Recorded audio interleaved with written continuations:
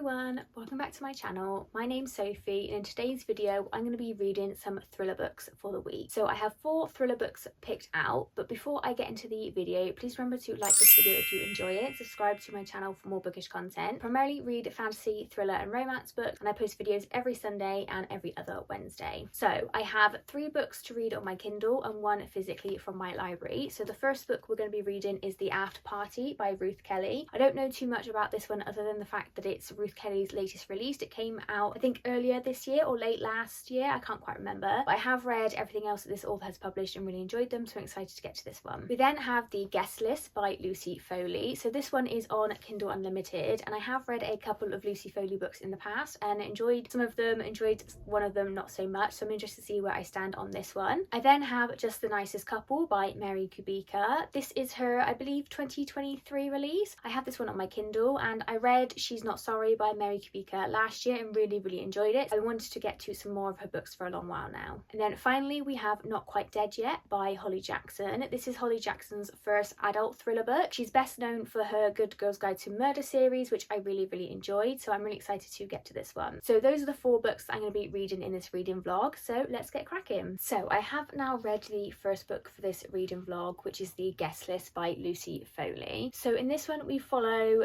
6 main characters that we have a perspective from, and we follow Jules and Will, who are getting married. Jules is the bride, Will is the groom. We then have the troubled bridesmaid Olivia, who is Jules's half-sister.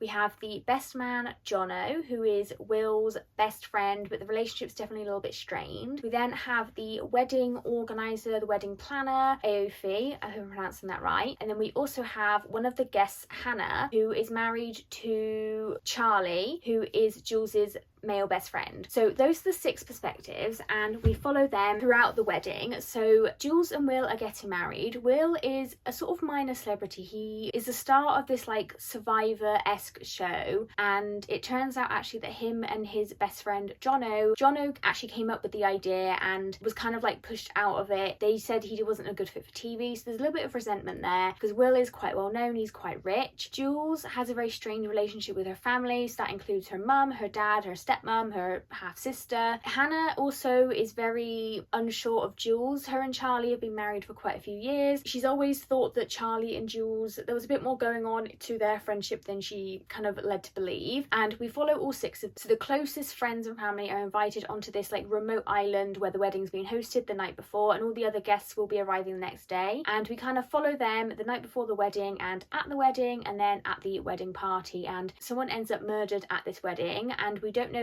who until the very end. So you don't know from the perspectives who's the murderer, who's the victim until the very end. And it was a very interesting setup, but I definitely think this is more of like a mystery than a thriller. I think the twist at the end of who did the murder was really good, and there was definitely like Easter eggs throughout the build up to the murder. Like when we were reading from different perspectives, there was definitely a lot of Easter eggs. Looking back you think, oh yeah, it's kind of obvious that it was that person, or it was a really clever way of doing it. I think I gave this one like a 3.5 star rating. It wasn't bad, it just wasn't like the best thing I've ever read. I definitely think like if you want a sort of less twisty thriller, this is definitely the one for you. Also it's on Kindle Unlimited, so it's quite easy to access if you have that. I just think that it wasn't really anything special. It didn't really give anything new to the genre. I thought that the characters were all really interesting, and it was interesting being in these specific 6 people's heads. And obviously there was the murder, but there was also other things that were revealed at this wedding, and these people had to go home and like live with the repercussions of what they had discovered or what had happened, and it was just really interesting. I think a lot of the problems would have come out if people just communicated. I think that's the problem with a lot of thriller books, is that a lot of things are only secrets because people keep them, and if people had just been a bit more upfront about things wouldn't have gotten so out of hand. I don't know. None of these people were like good people, none of them were necessarily, some of them were quite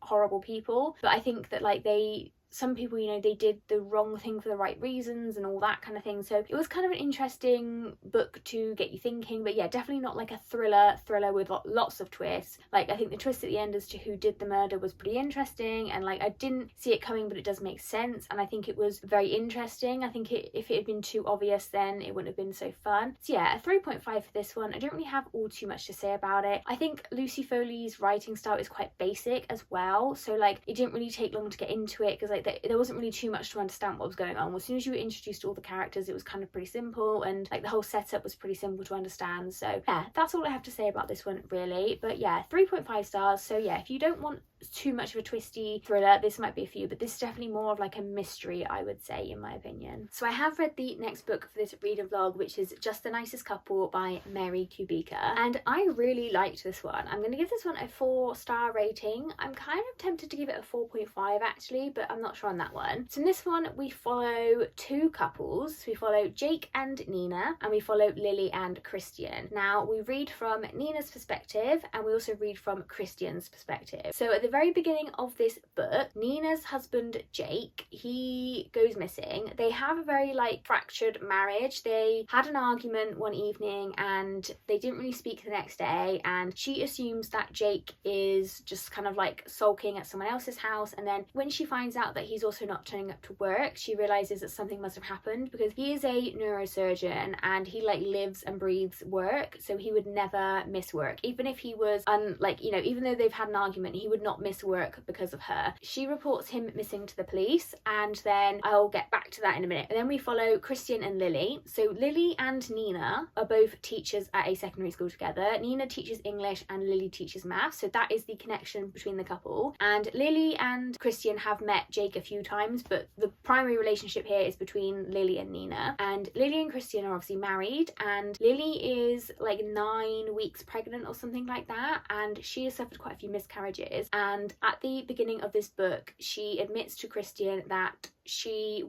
goes to this nice like lake area, and she likes to do this walk there. She used to run there a lot, and Jake was there one evening and he asks to speak to her. He goes off on this trail, and according to Lily, he tries to assault her, and in defense Lily hits him over the head with a rock. Then she leaves, and she admits this to Christian. So Christian's like, okay, we need to find out what happened to him and like, you know, potentially cover up a potential murder. Anyway, they go back to where Jake attacked Lily, and he sees the blood everywhere. He can't find the rock that Lily bashed him over the head with, but there's no body either, so they're not really sure what to do. So they go about sort of like trying to cover this up, and then obviously Nina is leaning on Lily for support because they are friends. There's also a sort of side aspect to this plot where Nina's mother, the marriage between Nina and Jake is quite strained because Nina is spending a lot of time with her mother. Now Jake doesn't really like her mother, and her mother has been diagnosed with an illness where her sight is quite bad. It's described in the book as almost like she's got like sort of wiggly lines in her vision or something like that, so she can see things but not very clearly. So Nina's been looking after her mum a lot, and then there's like an instance where her mum is at the house and someone breaks in, and she thinks it's Jake because obviously she can't see, so she thinks Jake's come back to get some things. So she tells Nina that she's seen Jake, and actually it turns out this isn't the case. So that's kind of like the premise of this story, and we follow Nina trying to find out what happened to Jake, and is Jake going to come back, or what has happened to him. And then you follow Lily and Christian also trying to find out what happened and potentially cover up what happened. So this one, I really enjoyed this. It sounds like a very open and shut case of what actually happened to Jake, but actually there was quite a few twists in this that I didn't see coming. One of them I kind of worked out as we went along, but this was actually really good. I thought that the writing style was really good, following the perspectives of the non-major characters, like not the key players here. We didn't follow Lily's perspective, even though she's the one who hit Jake over the head with a rock. You know, we follow her husband, and then we follow the wife of the man who's gone missing. I thought that the storytelling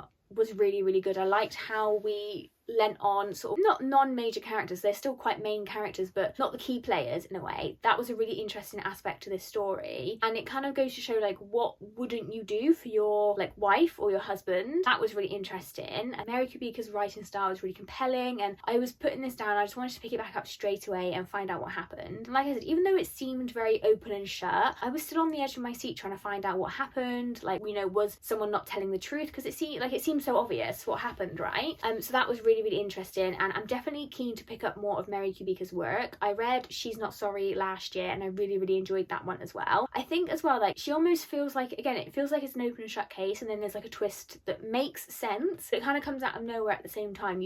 It's out of left field and you don't realise it's coming. So yeah, I really enjoyed this one. I'd highly recommend it. I'm definitely going to pick up more of Mary Kubica's work. I thought that the overall story of this was just really interesting. I think it seems like a very simple missing husband case, and it's actually not. And I think think like how our characters were really compelling, and there was so much more to them than just the surface level. I think we really got into the deeper aspects of their personalities and things like that. So yeah, and yeah, I just really enjoyed this one. So I think I gave it 4 stars when I finished it, but I've been thinking about it a lot since I finished it, so I don't know, maybe a 4.5, I don't know, we'll settle on a 4. But this is definitely like a really good one. I definitely enjoyed it more than the guest list for sure. I have now read the next book for this reading vlog, which is Not Quite Dead Yet by Holly Jackson. So this one we follow Jet, or Margaret is her full name, and essentially on Halloween night she goes out to like the local fair. She comes home and somebody is in the house and bashes her over the head 3 times and almost kills her. She wakes up in the hospital a few days later, and she's basically told that there is something wrong with her skull and her brain, and it's all explained in the book properly. And basically she has 7 days before an aneurysm will form and she will die. So she's given 2 options, basically wait the 7 days until she dies, or she can risk having an operation that has a 10% chance of survival where they can operate, but obviously her chances of that succeeding are not very high. Her family obviously want her to have the operation, so that's her mother, father and her brother and his wife. Jet decides that she is going to instead spend the next 7 days trying to solve her own murder, because basically when she dies the criminal charges will then be murder, not like assault or whatever. We basically spend this time exploring this town, meeting all these characters and finding out who killed Jet. So the pool of suspects essentially are potentially like her mother and her father. Her father owns a construction business called Mason Construction. Her mum works for like the town council. So there's a few things going on there that Jet maybe thinks that they are trying to use Jet to get to her mum. She also has a younger brother called Luke, who is married to her ex-best friend Sophia, I think is her name, Sophia or Sophia, and they don't really get on anymore. Luke is a bit of a horrible guy, to be honest with you. And then there's the boy next door who's now a man, Billy. So she spends the time with Billy trying to solve her murder. You've got other suspects such as like just other random people in the town. You've got her ex-boyfriend who it could potentially be and things like that. And basically Jet kind of gets herself not involved with, but she sort of uncovers some mysteries going on and, you know, bribes and things like that. And essentially none of these people are quite what they seem on the surface, including even like the chief of police and things like that. It could literally be anyone that has tried to murder Jet, and we follow her as she tries to solve her own murder, come to terms with what's happening to her, and everyone else around her comes to terms with what's happening to her as well. So I'm going to give this one a 3-star rating. I did like this one, but I didn't really love it, and my main issue with this book was that I found our main character Jet to be quite insufferable and really unlikable, and even before she had this thing happen to her she was quite unlikable, to be honest with you. I can see why like her brother Luke doesn't really like her very much. I get it. I get why she doesn't really have all that many friends and stuff. She's really unlikable, and I just found myself really struggling to care about what happened to her. Like I was interested in the story and what had happened to her, but I didn't really care. Like I was reading it and I just wanted to sort of skip ahead and be like, right, what happened? Who did it? I didn't really care for like the rest of the story going on and these sentimental moments she was having with people in the town and her family, because I just didn't really care for her. I thought some of the like things that she uncovered was quite interesting. Obviously I can't say what had happened, but like I said, mum's on the town council. You've got her dad involved in this construction company where they basically buy people's houses, knock them down and build mega mansions. So obviously that he's probably made a few enemies in his time. Her mum's probably made a few enemies. Luke isn't really a very nice person. They also have a older sister, Emily, who died when they were a child, and things don't seem quite right there as well. So there's a lot going on with all of this. So like I said, there was a lot going on, but also like not a lot really happened. And I think some of the things that we found out were very anticlimactic, and like nothing really happened after we found them out, and some of them were quite shocking. But yeah, like I said, I just didn't really care for the character, so I just kind of didn't really care for this story. Like I said, I was interested in what had happened from like a thriller perspective, but I just didn't care about these characters. And it was obviously very sad what happened to Jet and having everyone come to terms with what's gone on to this 27-year-old girl, but it was just a bit like I just didn't care. And I think this is definitely not Holly Jackson's best work. I also think that it's only adult because it's got the F-bomb in it a few times. I think by the 3rd chapter we'd had so many F-bombs I almost didn't have to. I was getting really annoyed because like it felt like every other word out of this woman's mouth was the F-bomb, and like I swear like a sailor, so coming from me, I was just like, this is too much. I haven't read all of Holly Jackson's works. I haven't read 5 Survive or the reappearance of Rachel Price, but I think from what I have read, the Good Girl's Guide to Murder series is a lot stronger.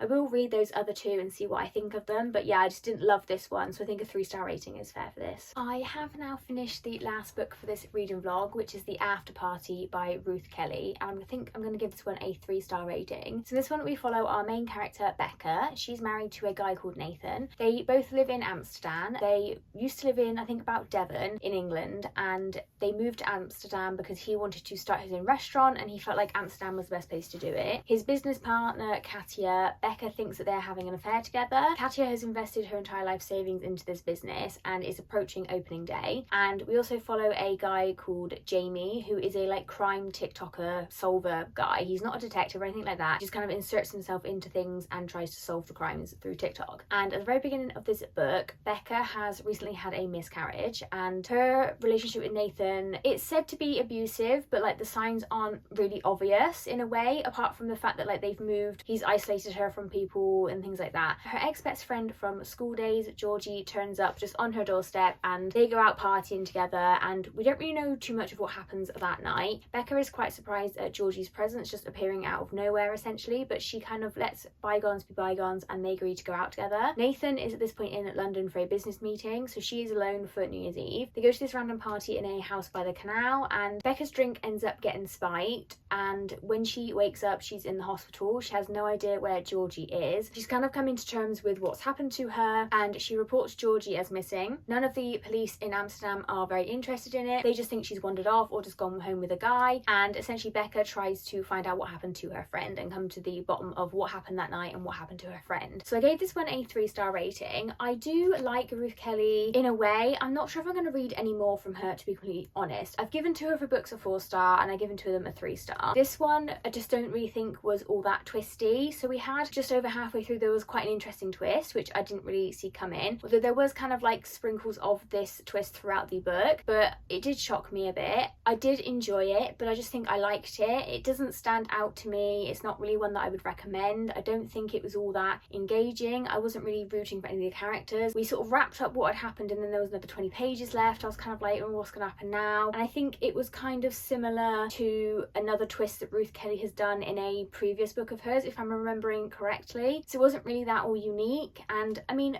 okay, like, you know, you don't have to have a unique book for it to be good, but I was just kind of like, okay. Yeah, I just didn't really love this one. I gave it 3 stars. I'm glad I read it, but yeah, I'm not sure if I'm going to read any more from this author. I'll have to see if when her next book comes out, if the synopsis piques my interest. But yeah, 3 stars for this one. I don't really have all that much to say about it really. I thought that the police procedural side of it could have been explored a bit more. I do think the detective could have been quite an interesting character to follow, but we followed Becca's perspective, we followed Jamie's perspective as the main 2. So those were the main 2 perspectives that we followed, which I think gave 2 sides of the story. So we had Becca, who was like in the story, you know, this thing had happened to her and it was her friend that had gone missing. Then we had Jamie, who was kind of like inserting himself a bit, and I just think this kind of almost didn't go anywhere. I feel like we just needed a little bit more nitty gritty from both of these characters. Well, Becca was the only really sort of fleshed out character. I think Jamie was quite an interesting character and we didn't really flesh him out properly. And then the side characters, you know, we had quite a few things that were introduced that then were just kind of dropped. Like I said, Becca thinks that her husband is having an affair, and this is kind of like hinted at the start and then it's just never really picked up again. And yeah, just a few things that happened with like Becca and Katya, or like Becca and Nathan, that were just kind of dropped. And yeah, this just was, it felt a little bit messy. Like the main story was interesting, the side plots were just sort of all over the place. But yeah, it was like fun. It was a quick read. I read this in like one sitting. You know, it's a Sunday today. I've read it this afternoon. It was okay. 3 stars. It wasn't bad. It just wasn't really amazing. It's not going to be one that I recommend really. And I think considering that this, you know, this whole book is called The After Party, and the party obviously is where the incidents happened and where Georgie went missing from, but it kind of like, it linked to other things but they're never really followed up on. If obviously I can't say what I'm talking about so I won't spoil anything, but yeah,